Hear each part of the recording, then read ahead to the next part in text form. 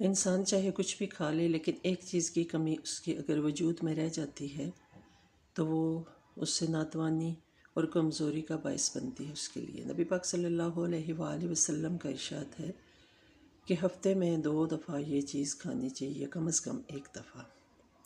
نحمدہ ونصلی علی رسولہ الکریم، اما بعد، فاعوذ باللہ من الشیطان الرجیم، بسم اللہ الرحمن الرحیم۔ کرتے ہیں آج کے ویلاگ کا آغاز۔ تو آج میرا ٹاپک ہے گوشت۔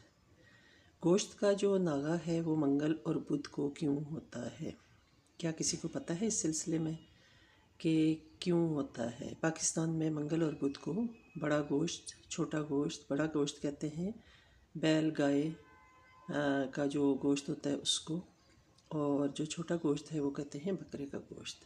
چکن تو مل جاتا ہے لیکن یہ دونوں گوشت نہیں ملتے۔ تو کیا آپ جانتے ہیں کہ کیا اس میں لاجک ہے اور کیوں نہیں ملتا، اور کون کون سی اور کنٹری میں منگل اور بدھ کو اس کا ناغہ ہوتا ہے؟ 2 چیزیں جو ہیں وہ سننے میں آتی ہیں، بلکہ 3۔ ایک تو یہ ہے سننے میں بھی آتی ہیں اور گوگل پہ بھی سرچ کریں گے تو یہی چیزیں آئیں گی، اور بہت کم ہوتا ہے کہ یہ مت ہے یعنی بدعت ہے۔ 2 چیزیں جو ہیں وہ یہ ہیں، ایک سب سے پہلی جو چیز سننے میں آئی ہے وہ یہ ہے کہ حضرت آدم علیہ السلام کے 2 بیٹے تھے۔ آپ وہ پتہ ہی ہے، مسلمانوں کو اس چیز کا علم ہے کہ جو حضرت آدم علیہ السلام کے 2 بیٹے تھے، حابیل اور قابیل۔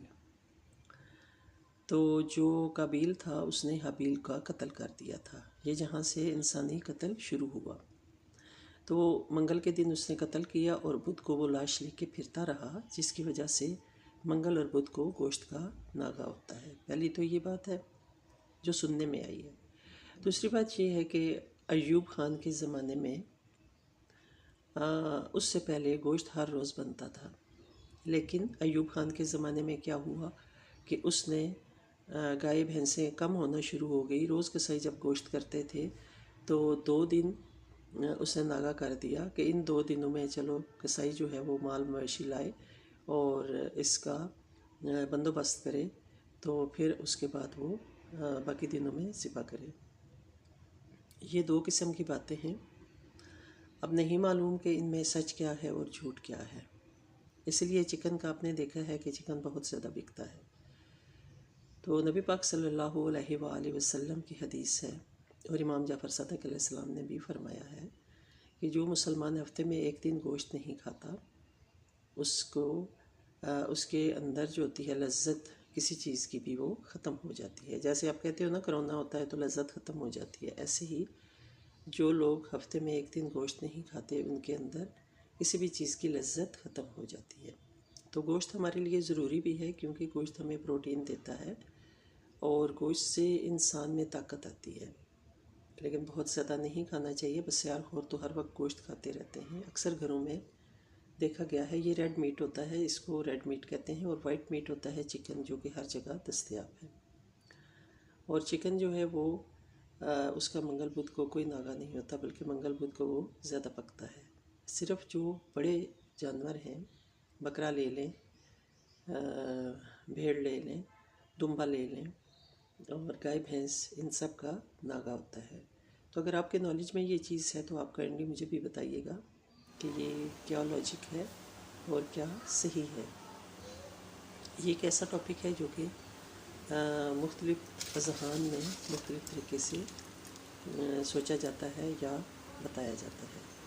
تو میں نے کہا کیوں نہ آج اس ٹاپک پہ بات کریں، کیونکہ جو میرے ویورز دیکھتے ہیں ان میں بہت سے ماشاءاللہ علم والے ہوتے ہیں اور ان کے پاس اس چیز کا علم بھی ہوگا اور وہ مجھے بتائیں گے۔ ادھر میں بنا رہی ہوں جی آلو اور چکن کے کباب۔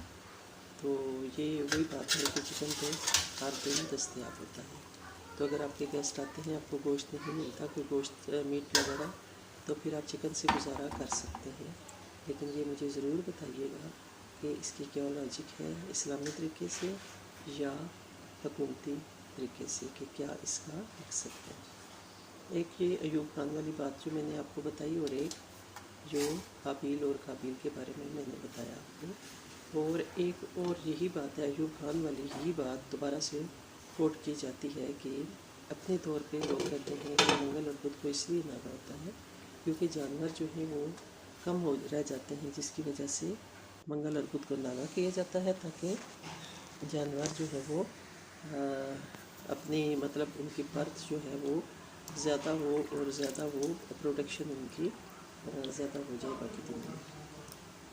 یعنی جیسے اتوار کو آفیسز میں چھٹی ہوتی ہے تو لوگ فریش منڈے کو آتے ہیں، اور کچھ جگہ فرائیڈے کو چھٹی ہوتی ہے تو سیٹرڈے کو لوگ فریش ہو کے آتے ہیں. تو اس لیے منگل اور بدھ کو گوشت کا ناغہ کیا جاتا ہے تاکہ باقی دنوں میں آپ کو اچھا گوشت دستیاب ہو، اچھے جانور وہ جمع کر سکیں، لا سکیں. لیکن آج کل تو اتنا گوشت کھایا جاتا ہے کہ مجھے تو لگتا ہے کہ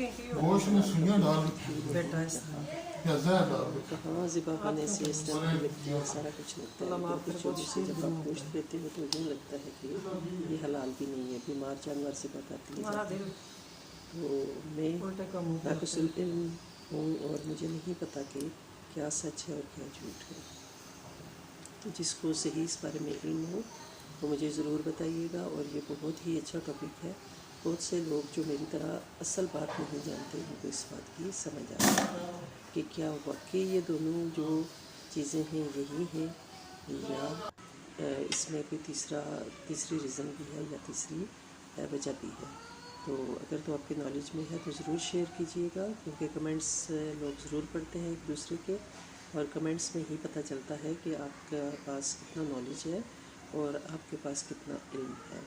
کیونکہ علم والے جب اس فیلڈ میں آئیں گے تو بے شک ہم ایک دوسرے کے علم میں اضافہ کریں گے، اور ہمارا کام بھی یہی ہے کہ ایک دوسرے کے نالج میں اضافہ کرنا اور اچھی باتیں ایک دوسرے سے شیئر کرنا، اور ایسی باتیں جن کے بارے میں کوئی خاص معلومات نہیں ہیں انہیں لاجک کے ساتھ پیش کرنا. تو مجھے اچھا لگتا ہے جب کوئی سسٹر یا بردر مجھے کوئی اچھا کمنٹ کرتے ہیں، کوئی اگر اس پہ تنقید بھی کریں گے تو مجھے اچھا لگے گا، اور کوئی اگر اس کی تائید بھی کریں گے یا اپنے نالج کو ایڈ کریں گے تو مجھے وہ اور بھی زیادہ اچھا لگے گا. تو ادھر جی گوشت بھی جو چکن کے لیگ پیس تھے وہ بھی فرائی ہو گئے ہیں، بوائل ہو گئے ہیں، اور جو آلو ہیں یہ بھی بوائل ہو گئے ہیں. اس کے بعد پھر ان کو میش کر کے اس میں صرف بلیک پیپر اور تھوڑا سا نمک ڈال کے تو اچھی طرح میش کر کے تو ان کی کباب بنا لیے جائیں گے. اور یہ ہوتا ہے کہ انسٹنٹ کباب بنانا، فٹافٹ سے ہم یہ کام کر لیتے ہیں تاکہ جب مہمان آئے تو آپ ان کی گوشت کی طلب کو پورا کر دیں. اگر آپ کے پاس بڑا گوشت نہیں ہے یا چھوٹا گوشت نہیں ہے، مٹن یا گائے کا گوشت، بیف، یہ اگر چیزیں دستیاب نہیں ہیں، قیمہ دستیاب نہیں ہے، تو آپ اس طرح بھی اپنے جو ایک ڈش ہے یہ بنا سکتے ہیں اور رائس کے اوپر انہیں ڈال کے دیں، یا رائس کے ساتھ رکھیں یا چائے کے ساتھ بھی آپ پیش کر سکتے ہیں. تو کیسا لگا آج کا ٹاپک آپ کو ضرور کمنٹ کیجئے گا. ویڈیو پسند آئے تو لائک اینڈ شیئر کیجئے گا. دعا میں یاد رکھیے گا. ملیں گے انشاءاللہ نیکسٹ کسی اچھے سے ویلاگ میں. ٹل دین اللہ حافظ. Stay blessed. ہمیشہ خوش رہیں، شاد رہیں، آباد رہیں، اپنی فیملی کے ساتھ، اپنے گھر والوں کے ساتھ. اللہ حافظ. اللہ حافظ.